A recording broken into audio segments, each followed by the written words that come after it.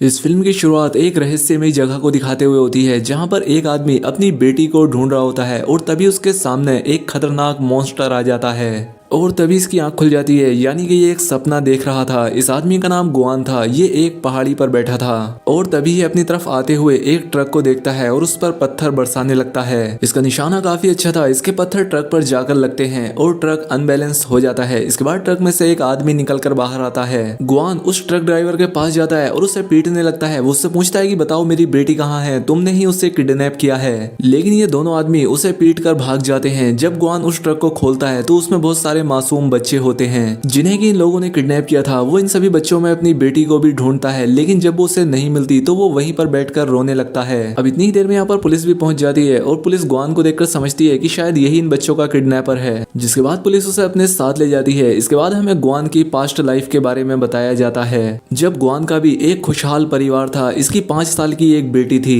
लेकिन आज 6 साल हो गए हैं क्योंकि उसे कोई किडनैप करके ले गया था। और अक्सर गुआन को एक ऐसा ख्वाब आता है जिसमें उसकी बेटी एक खौफनाक से डार्क शहर में कैद है। इसके बाद हमें प्रेजेंट में गुआन को एक पेट्रोल पंप पर उसी पुलिस की कार में दिखाया जाता है। तभी वहां पर एक कार आकर रुकती है और उसमें बैठी लड़की गुआन से कहती है कि जल्दी से इस कार में आकर बैठ जाओ। और फिर गुआन जल्दी से छुपकर उस गाड़ी में जाकर बैठ जाता है। वो लड़की गुआन से कहती है कि मैं तुम्हारे बारे में सब कुछ जानती हूँ, तुम्हारे ख्वाब के बारे में भी। इस लड़की का नाम लिंग होता है और वो गुआन से कहती है कि तुम्हारी बेटी को ढूंढने में मैं तुम्हारी मदद करूंगी, लेकिन बदले में तुम्हें भी मेरा एक काम करना होगा। वो उसे एक जगह पर लेकर आती है जहाँ पर टीवी में एक आदमी लाइव आ रहा था और वो आदमी यहाँ पर नोवेल की एक स्टोरी सुना रहा था। उस स्टोरी में हम एक वॉरियर को देखते हैं जिसके पीछे कुछ लोग लगे हुए थे जो कि उससे मारना चाहते थे, लेकिन तभी उस वॉरियर की बहन वहां पर आ जाती है जो कि उन सभी लोगों को मारकर उसे बचा लेती है। वहां पर एक ओल्ड वॉरियर भी होता है जो ये देखकर उस लड़की को मारने के लिए जाता है। अब वो वॉरियर अपनी बहन को नहीं बचा पाता, लेकिन वो ऊपर आकर उस बूढ़े वॉरियर को मार देता है और इस वॉरियर का नाम था कोंग वैन। अब इसके बाद उस बूढ़े वॉरियर के शरीर पर लगी शील्ड इसके शरीर पर आकर चिपकने लगती है। अब जैसे ही वो पूरी शील्ड कोंग वैन के शरीर पर आकर चिपक जाती है, उसमें एक आंख बन जाती है और वो उसका खून पीने लगती है। और साथ ही वो उससे कहती है कि अगर तुम उस मॉन्स्टर को मारने के लिए जा रहे हो तो मुझे भी साथ ले जाना।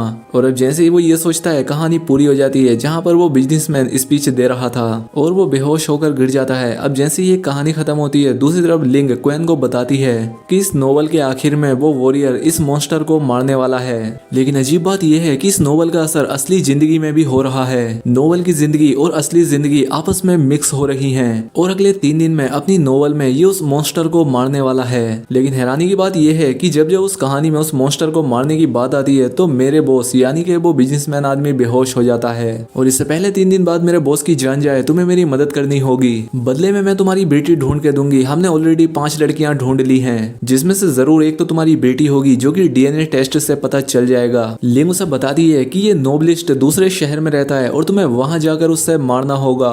इसीलिए ग्वेन दूसरे शहर में उसे मारने के लिए जाता है और जब वो नोबलिस्ट ग्वेन से पूछता है कि तुम यहाँ पर क्यों आए हो तो ग्वेन उससे कहता है कि मैं तुम्हारा फैन हूँ। और ये बात सुनकर वो नोबलिस्ट काफी खुश होता है और इन दोनों में बातचीत होने लगती है। अब एक दिन ग्वेन उस नोबलिस्ट से बात करने के बाद अपनी डायरी वहीं पर छोड़ जाता है जिसमें उसने अपने ख्वाब के बारे में भी लिखा था। जब नोबलिस्ट उसकी वो डायरी पढ़ता है तो उसे उसकी कहानी काफी अच्छी लगती है और वो सोचता है कि मैं ये कहानी अपनी नोवेल में भी ऐड करूंगा।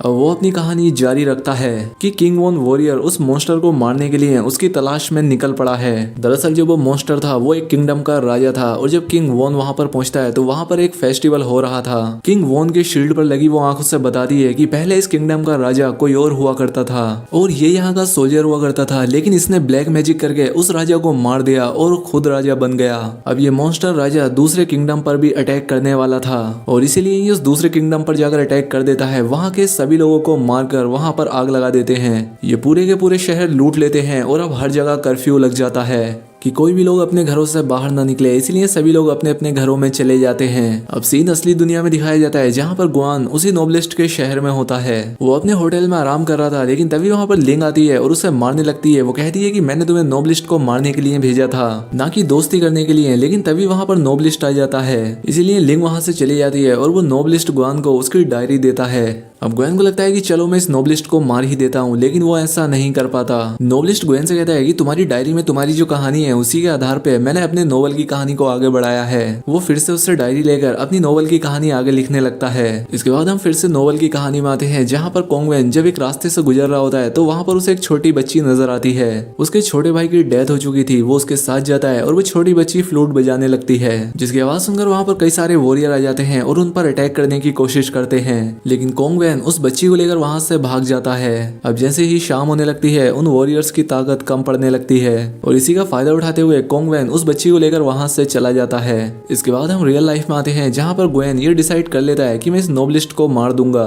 वो उसकी तरफ एक पत्थर मारता है जिससे वो बेहोश हो जाता है और अब वो उसे मारने ही वाला होता है कि तभी उसे एक गाने की आवाज आती है जो कि वो अपनी बेटी के लिए गाया करता था। जब वो इधर उधर जाकर देखता है तो पाता है कि एक 10-11 साल का लड़का वो गाना गा रहा था। तो वो उससे पूछता है कि तुमने ये गाना कहाँ से सीखा, बताओ मेरी बेटी कहाँ पर है, क्योंकि वो हर हाल में अपनी बेटी से मिलना चाहता था। लेकिन वो लड़का उससे डर जाता है और वहां से भागने लगता है और अब ग्वेन उसका पीछा करने लगता है। वो उसके पीछे एक जगह पर आ जाता है जहाँ पर वो अपनी बेटी के किडनैपर्स को पूछता है। वो उन्हें मारकर उनसे पूछने लगता है कि बताओ मेरी बेटी कहाँ पर है, जिस पर वो किडनैपर कहता है कि उसे बेहोश करने के लिए मैंने कुछ ज्यादा डोज दे दी थी, इसीलिए वो इस दुनिया में नहीं रही। ये देखकर ग्वेन को बहुत गुस्सा आता है। वो उसे मारने लगता है, लेकिन तभी यहाँ पर लिंग आ जाती है और वो उसे अपनी गाड़ी में बैठा लेती है। वो कहती है मैं तुम्हारी मदद करूंगी, जिस पर ग्वेन कहता है कि मुझे किसी भी तरह से उस किडनैपर को पकड़ना है, मुझे उसे जान से मारना है और तुम परेशान मत हो, मैं तुम्हारा भी काम कर दूंगा, लेकिन मुझे उससे मारना ही है। ये सारी बातें लिंग का बॉस भी सुन रहा होता है। वो उससे आकर कहता है कि अगर मेरी मजबूरी ना होती तो मैं ये काम करने के लिए तुमसे कभी ना कहता। लिंग काफी उदास हो जाती है क्योंकि वो अपने बॉस को अपना पिता मानती थी, क्योंकि वो उनकी मदद करना चाहती थी। दूसरी तरफ हम नोवेल में कोंगवेन और उस बच्ची को देखते हैं। वो शहर की गलियों से गुजर रहे थे जहाँ पर हर तरफ डेड बॉडीज पड़ी थी। यहाँ पर कुछ लोग उन पर अटैक करने लगते हैं कि तभी कोंगवेन की बॉडी पर लगी शील्ड बाहर आ जाती है। वो आग वाली शील्ड अब एक क्रीचर में बदल जाती है और उन लोगों पर अटैक करके उन्हें मार देती है। और ऐसा करने के बाद कोंगवेन दोबारा से नॉर्मल हो जाता है। दूसरी तरफ वो नोवेलिस्ट काफी जख्मी होता है। वो ग्वेन से कहता है कि मैं नहीं जानता कि मुझ पर किसने अटैक किया है। साथ ही वो ग्वेन को यह भी बताता है कि मैंने अपनी नोवेल में तुम्हारा और तुम्हारी बेटी का भी जिक्र किया है।